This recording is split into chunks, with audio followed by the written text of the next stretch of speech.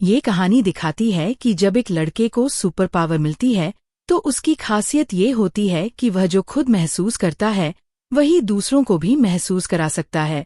शुरुआत में वह इन शक्तियों को समझने और नियंत्रित करने की कोशिश करता है, लेकिन धीरे धीरे हालात उसके काबू से बाहर होने लगते हैं। क्या वह लड़का अपनी इस शक्ति का सही इस्तेमाल कर पाएगा? यह जानने के लिए कहानी आगे बढ़ती है। कहानी की शुरुआत एक बूढ़े आदमी से होती है जो एक कब्र के पास किसी तरह का अनुष्ठान कर रहा होता है। अनुष्ठान के बीच अचानक उसे एक तेज झटका लगता है और वह दूर जाकर गिर जाता है। जब वह दोबारा उठता है तो उसे एहसास होता है कि उसका अनुष्ठान पूरा हो चुका है और अब उसे शक्तियां मिल चुकी हैं। सीन बदलता है और हम फिल्म के मुख्य किरदार कैली को देखते हैं। कैली को एक अजीब बीमारी होती है जिसमें वह कागज खाने की आदत का शिकार होता है। वह कुछ खरीदारी करने एक दुकान गया होता है, तभी वहां उसके कुछ क्लासमेट्स आ जाते हैं। वे लोग कैली का मजाक उड़ाने लगते हैं। उसी समय उसकी बचपन की दोस्त डोमिनी वहां पहुंचती है और उन लड़कों को रोकने की कोशिश करती है, लेकिन वे और गुस्से में आकर कैली को उठाकर कचरे के डिब्बे में फेंक देते हैं। डोमिनी हिम्मत दिखाती है और उन लड़कों को वहां से भगा देती है। कैली के साथ जो हुआ वह देखकर डोमिनी काफी परेशान हो जाती है।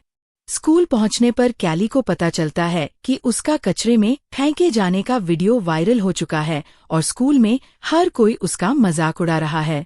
जब वह घर लौटता है तो उसकी माँ उससे दिन के बारे में पूछती हैं। कैली मुस्कुराकर कहता है कि आज मेरी डोमिनी से बात हुई। उसकी माँ खुश होकर कहती है कि तुम दोनों अच्छे दोस्त हो और तुम्हें उसे डेट पर चलने के लिए कहना चाहिए। लगता है कि डोमिनी भी कैली को पसंद करने लगी है। अब फिर वही कब्र वाला सीन दिखाया जाता है। वहां एक आदमी आता है जिसका नाम रिडल होता है। यह शक्तियां दरअसल उसके पूर्वजों की थीं और उसका काम था उन्हें वापस हासिल करना। उधर कैली की हालत कागज खाने की आदत के कारण खराब होती जा रही थी। दूसरी ओर हमें एक व्यक्ति पफल एगर दिखाया जाता है जो लोगों को जुटाकर कह रहा होता है कि उसके अंदर बहुत शक्तियां हैं और वह लोगों का दर्द दूर कर सकता है। वहां एक बुजुर्ग औरत आती है जो ठीक से चल नहीं पाती थी। उसके पैरों में काफी दर्द था। पफल एगर उसका सारा दर्द अपने अंदर खींच लेता है और औरत तुरंत ठीक महसूस करने लगती है।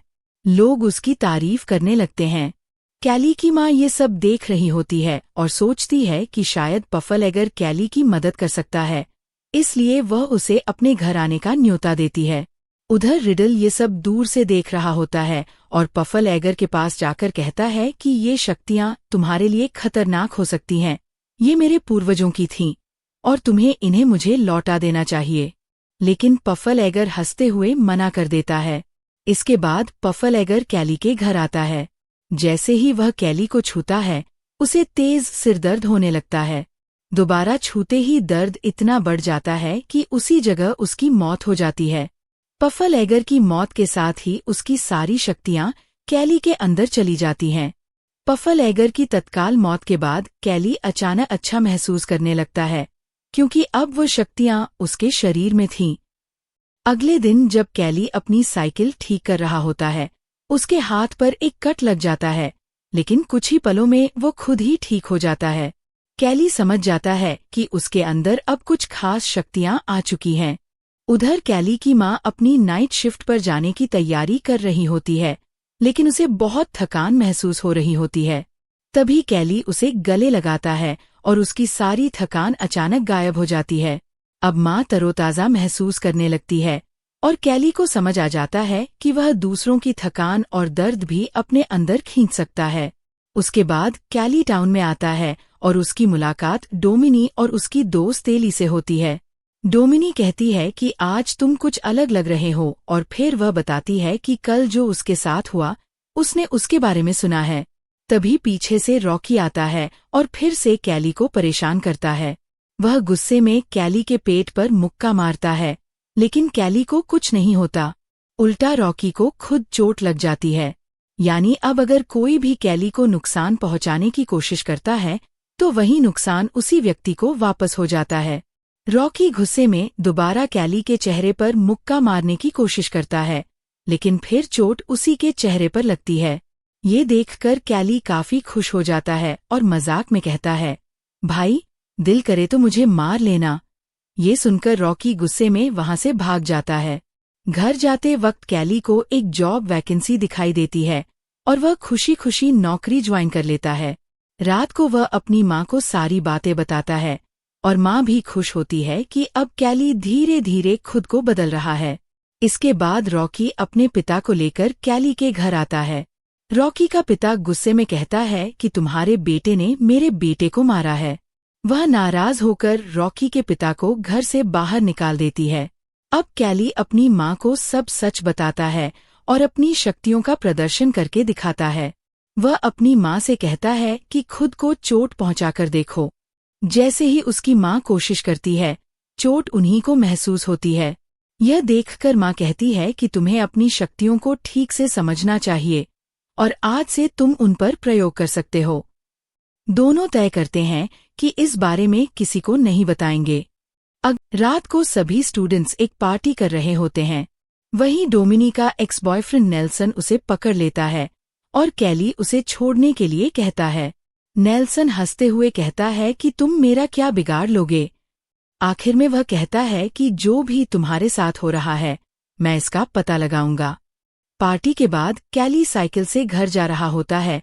तभी नेल्सन और उसके दोस्त उसे घेर लेते हैं। वे कैली को चोट पहुंचाने की कोशिश करते हैं, लेकिन उसकी साइकिल फिसलती है और वह एक कार के सामने गिर जाता है। कैली को कुछ नहीं होता, लेकिन कार चलाने वाले की वहीं मौत हो जाती है। कैली डर जाता है, क्योंकि अब उसे अपनी शक्तियों का असली खतरा समझ आने लगा था। तभी डोमिनी और उसकी दोस्त वहां पहुंचती हैं और कैली डोमिनी को सब सच बता देता है। जल्द ही पुलिस आती है और पूछताछ शुरू करती है। पुलिस अफसर इसे हादसा मानकर केस बंद कर देता है। उधर रिडल बफल एगर की कब्र के पास पहुंचता है और वहां उगे अजीब पौधों पर जादू करता है।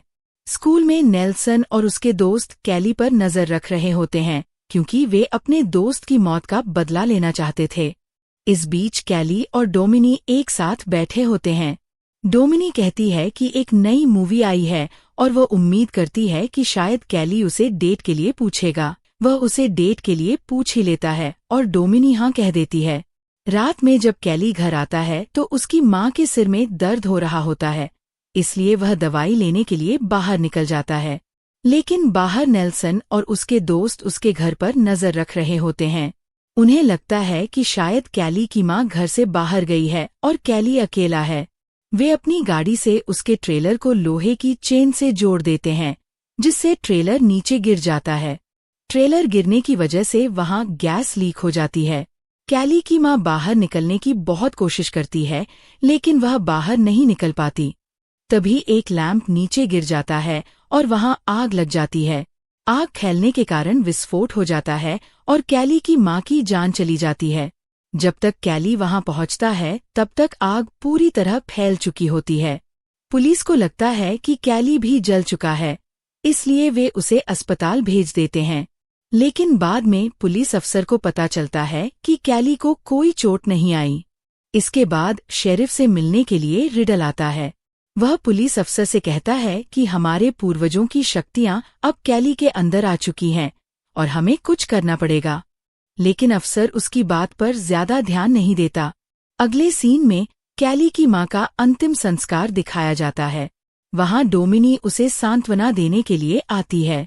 जब सभी लोग चले जाते हैं, तब कैली अपनी माँ की कब्र के पास जाता है। वहां एक पत्ता पड़ा होता है, जिसे वह उठाता है और खाने लगता है। लेकिन जैसे ही वह पत्ता खाता है, उसे अजीब सा महसूस होता है और वह उल्टी करने लगता है। दूर खड़ी सारा ये सब देख रही होती है। अब कैली की माँ की मौत के बाद ऑफिसर उसे हॉस्टल केयर में रखने वाले थे। रास्ते में ऑफिसर कैली से कहता है, तुम्हारे ट्रेलर का बैलेंस खराब हो गया था, क्या उसमें कोई परेशानी थी? तभी कैली रोड पर नेल्सन और उसके दोस्तों को देखता है। वह समझ जाता है कि यह सब उन्होंने ही किया है। गुस्से में कैली गाड़ी से कूद जाता है और उन लड़कों का पीछा करने लगता है। वे सभी एक नदी के पास पहुंचते हैं। अब कैली वहां आकर उनका एक शर्ट पकड़ लेता है, फिर उसे अपने गले के चारों तरफ बांध लेता है और खुद को खींचने लगता है। लेकिन जिस लड़के की वह शर्ट होती है उसका दम घुटने लगता है और वह पानी में डूबकर मर जाता है।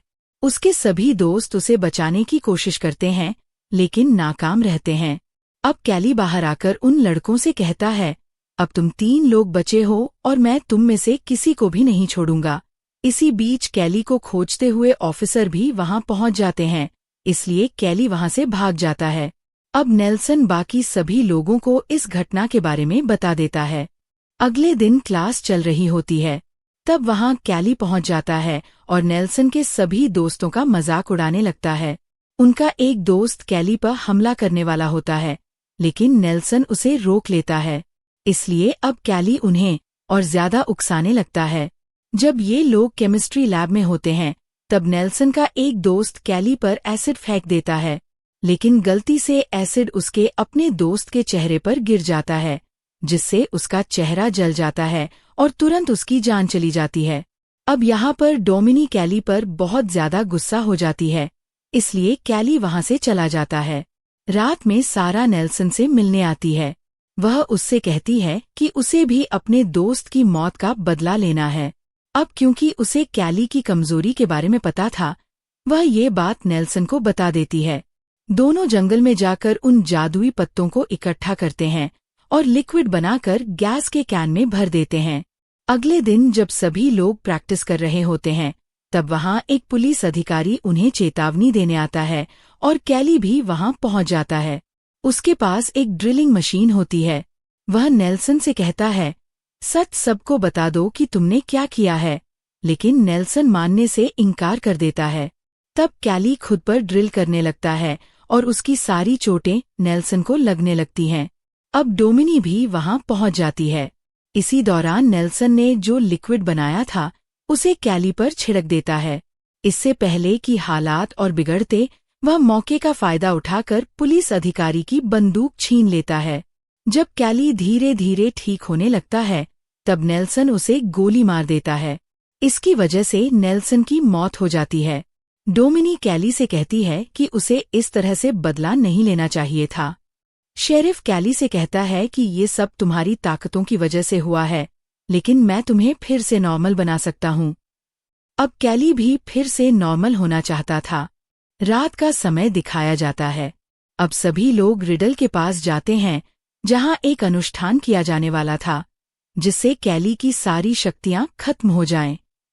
कैली को तेज दर्द होने लगता है।